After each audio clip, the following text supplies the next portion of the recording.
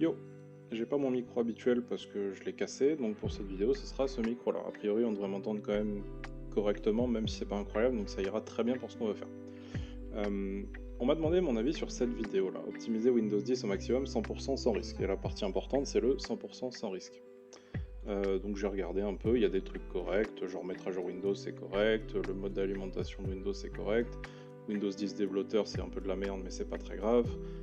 Et ensuite, il y a des choses qui sont dangereuses pour vos applications, et c'est pas du tout 100% sans risque du coup, et vers la fin ça devient la foire à la saucisse.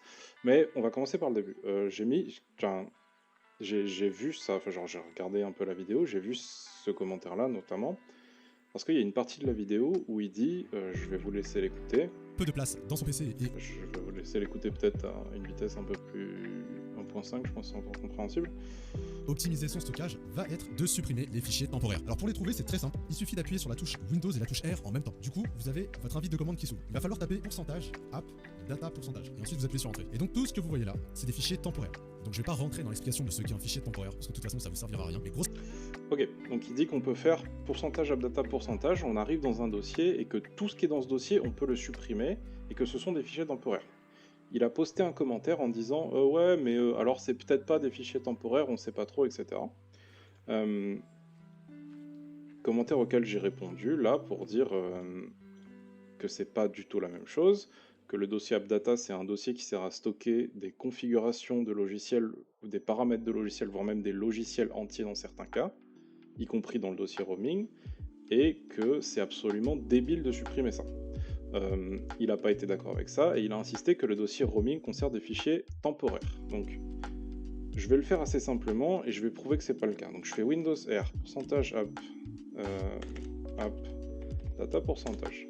Donc je suis exactement là où il est, ok, je suis dans le dossier roaming. J'ai un certain nombre de dossiers en fonction des logiciels que j'installe. On va faire deux tests, hein, mais ça sera le même pour tout. J'ai fait à l'avance un backup parce que je sais exactement comment ça va se dérouler. Par exemple, j'ai TeamSpeak 3. Donc j'ai TeamSpeak 3 avec mon thème sombre, avec mes petits serveurs que j'utilise. Je vais sur TeamSpeak tous les jours. Donc, selon lui, je peux supprimer ce qui est dans roaming sans souci. Donc si, admettons que je prends mon dossier TS3 client. C'est dans roaming, je devrais pouvoir le supprimer. Je le supprime.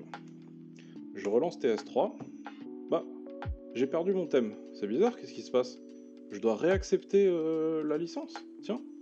Ah, j'ai plus rien. J'ai plus rien, j'ai plus mes favoris, j'ai perdu tout ce que j'avais sur TeamSpeak. Si j'avais un serveur et que j'ai oublié l'IP, je peux plus y retourner. Super, excellent. Deuxième essai. Bon, j'ai Spotify sur mon ordinateur. Ouais, c'est super, j'ai Spotify, j'ai des petites chansons, machin, je peux les écouter, c'est génial. Dans mon dossier roaming, toujours, on est avant AppData roaming, toujours à pas changer, donc le dossier est soi-disant temporaire. J'ai un dossier qui s'appelle Spotify, donc comme c'est temporaire, bon, je devrais pouvoir le supprimer. Donc je le supprime. Hop, c'est un dossier temporaire, je relance Spotify. Oh, bah c'est marrant, ça m'a supprimé mon application Spotify entière. Bah, c'est vraiment super ce dossier temporaire. Et puis, alors il y a aussi un dossier qui s'appelle OBS Studio. Je peux pas le supprimer. Pourquoi je peux pas le supprimer? Bah parce que mon OBS Studio il est là, il est lancé.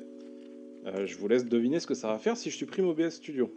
Et ce qui est encore plus marrant, c'est que dans sa vidéo à lui, Grosso modo, c'est des fichiers qui ne vous servent pas. Donc c'est des fichiers qui sont stockés, qui ont été utilisés à un moment T et qui ne vous serviront plus à l'avenir. Donc vous pouvez tout supprimer.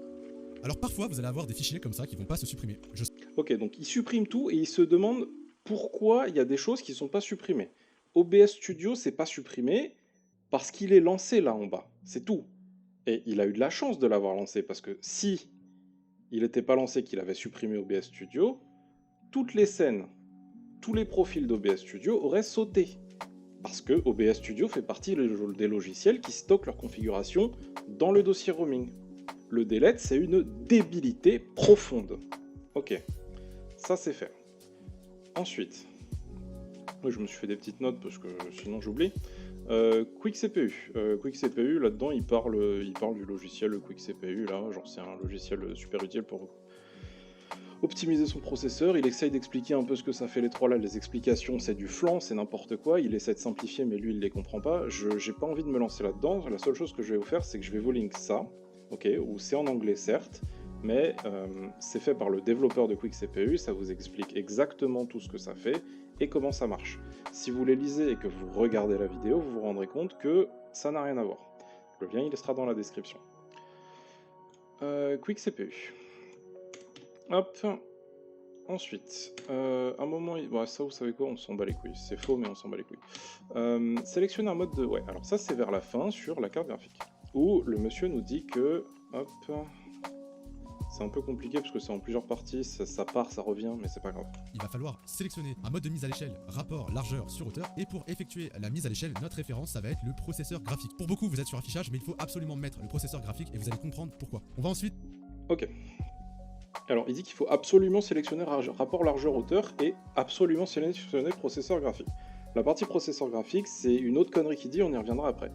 Maintenant, est-ce que je dois sélectionner rapport largeur-hauteur ou plein écran ou pas de mise à l'échelle ou avec des nombres entiers?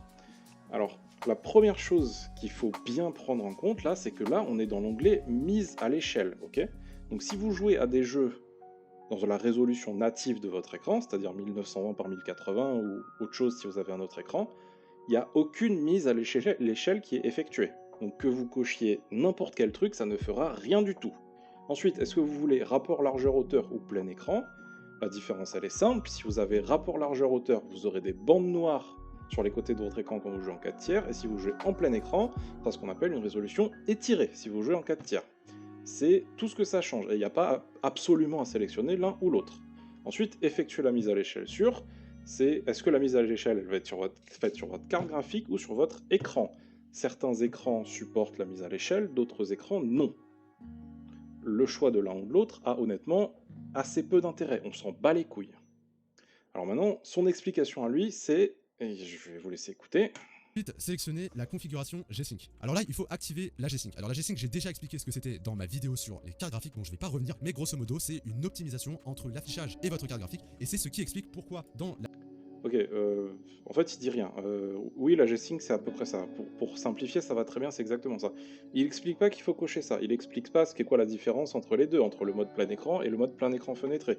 Il dit pas que par exemple en français, c'est une traduction qui est fausse. C'est pas ça pour plein écran et ça pour plein écran fenêtré, c'est ça pour plein écran et le deuxième il est pour plein écran et plein écran fenêtré. C'est une traduction française qui est mauvaise. Ça il le dit pas, probablement parce qu'il le sait pas. Ça, il dit pas ce que ça fait, il dit pas qu'il faut le cocher. Ça apparaît seulement si l'écran, c'est écrit, hein, il n'est pas certifié G5. Ça veut dire que Nvidia l'a pas testé directement. Vous pouvez quand même l'activer. Et ensuite, ce qui va nous balancer, c'est là que ça devient vraiment... La mise à l'échelle, on a sélectionné le processeur graphique. Parce qu'en fait, c'est votre carte graphique qui affiche l'image, donc c'est elle, si vous voulez, qui doit être le décideur. Et en laissant l'affichage ici, vous laissez l'affichage être décideur. Or, c'est une grosse erreur, parce qu'en réalité... Ok, c'est quoi ces conneries de décideur? La carte graphique, elle dessine les images, l'écran, il les affiche. Il n'y a pas de décideur machin. Ok? Ce qui est écrit dans le truc d'avant, là, machin, là, c'est pour la mise à l'échelle. Ok? Si tu mets écran, c'est quand même ta carte graphique qui va dessiner les images. Ton écran, il va pas magiquement être capable de sortir autant d'images qu'une carte graphique à 500 balles. Ça marche pas. C'est juste...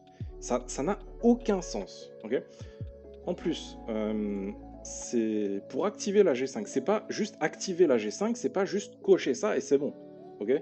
Activer la G5, c'est compliqué.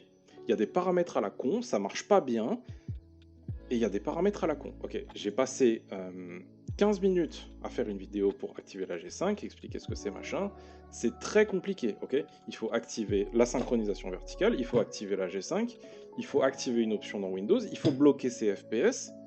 Alors, je mettrai cette vidéo-là sur la G5 aussi dans les paramètres, mais c'est pas juste activer la G5. Ça là, juste l'activer, ça ne fait rien du tout. Ok? Sans mettre 3-4 autres paramètres derrière, c'est comme si vous faisiez rien. Vous faisiez rien, pardon, excusez-moi. C'est n'importe quoi. Ok? Sur les paramètres 3D, c'est correct. Voilà. Donc, cette vidéo... Bah déjà, le 100% sans risque, là, c'est faux. Hein, on l'a vu pour le roaming qui m'a éclaté mon Spotify, et puis qui m'aurait éclaté plein d'autres applications si j'avais supprimé d'autres trucs. Je remets configuration, mes machins. Mes logins, par exemple, j'ai OTI qui me sert à... On va y retourner. Avec OTI, je perds mon login sur OTI. Battle.net, je perds mon login. Capremix, je perds seulement mon login. Non, pas grand-chose. Sur Capremix, c'est pas très intéressant. Discord, je perds mon login, probablement, peut-être l'application même, c'est... Bon, on va tester. J'ai un backup, hop, je supprime Discord, je lance Discord. Et... Non, j'ai pas perdu l'application visiblement, ce qui est déjà pas mal. Par contre, je dois me relogin. Ah non? Ah non. Bon, pas de souci pour Discord, ça marche très bien. Donc si vous voulez supprimer le dossier Discord dedans, allez-y.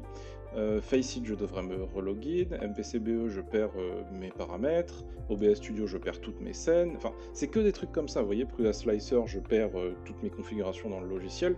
C'est teubé de faire ça. Ok? Donc 100% sans risque, c'est non. Ensuite, Quick CPU, ça sert à rien. Et la carte graphique, c'est délirant. C'est n'importe quoi de A à Z, vraiment. Mais à part ces trucs-là, la vidéo, elle est pas mal. C'est juste... il faut savoir reconnaître quand on a tort et des fois il faut changer des trucs. Là, ça va pas, il faut changer.